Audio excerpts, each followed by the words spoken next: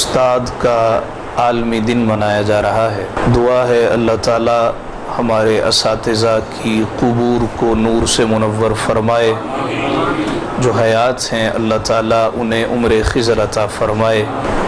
کسی صاحب نے سوشل میڈیا پہ چند باتیں ذکر کی کہ میرے استاد تو ایسے تھے ویسے تھے، انہوں نے تو کچھ کیا ہی نہیں ہے، ہمیشہ مار کٹائی ہی کرتے رہے ہیں۔ یاد رکھیں کہ کسی نے اگر آپ کو ایک لفظ بھی پڑھا دیا ہے اس کا آپ پر حق ہے۔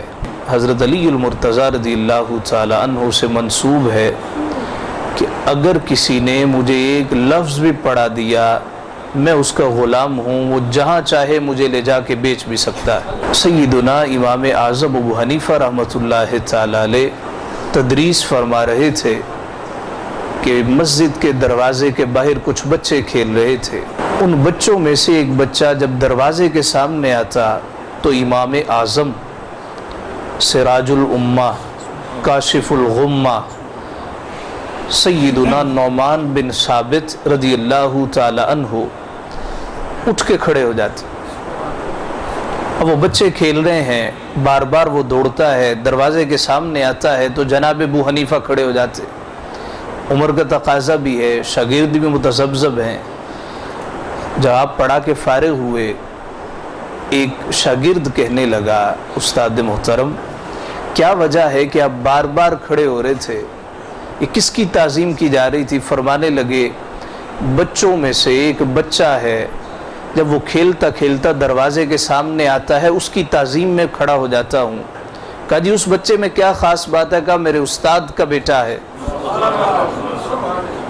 اور یہ نہیں ہے کہ میں نے ان سے کوئی علوم تفسیر اصول حدیث وغیرہ پڑھے ہیں سیکھے ہیں، میں نے ایک دفعہ اس کے والد سے یہ سیکھا کہ کتا بالغ کب ہوتا ہے؟ انہوں نے کہا جب وہ ٹانگ اٹھا کے پیشاب کرتا ہے اس وقت بالغ ہوتا ہے، تو بس اس دن سے میں نے ان کو اپنا استاد مان لیا۔ ایویں تے قیمت پیندی نہیں کچھ دکھ بھی تے سہنا پیندا ہے، قطرے نو موتی بنن لئی قیداں وچ رہنا پیندا۔ حضرت خواجہ معین الدین چشتی اجمیری رحمۃ اللہ تعالی علیہ کے سوانح نگاروں نے لکھا ہے کہ آپ کے پیر و مرشد خواجہ عثمان ہرونی رحمۃ اللہ تعالی علیہ کے بے شمار مریدین تھے، سارے ساتھ چھوڑ گئے۔ تو خواجہ عثمان فرمانے لگے معین الدین دیکھنا میرے پاس کچھ ہوتا تو تمہیں دے نہ دیتا، میرے پاس تو کچھ بھی نہیں ہے، سارے چھوڑ گئے ہیں، تو بھی چلا جا، کسی اور کے لڑ لگ جا۔ خواجہ معین الدین کی آنکھوں سے آنسو بہنے لگے، کہا ساری عمر تو جناب آپ کے قدموں میں قربان کر دی ہے، اس عمر مجھے کون قبول کرے گا؟ میں آپ کا دامن چھوڑ کے کہیں نہیں جانے والا۔ کہا جب اتنی بات کہی نا تو خواجہ عثمان ہرونی بھی وجد میں آ گئے، کہا آ تجھے محمد مصطفیٰ کے دربار پہ لے کے چلتا ہوں۔ روضہ رسول پہ جا کے خواجہ عثمان ہرونی کی چشمان مقدسہ بہنے لگیں، یا رسول اللہ صلی اللہ علیہ وسلم عاشق صادق ہے، سچا مرید ہے، اس کو کچھ عطا کیجیے۔ آقا علیہ السلام نے فرمایا جا معین الدین والملہ، تجھے ہند کا سلطان بنا رہا ہوں۔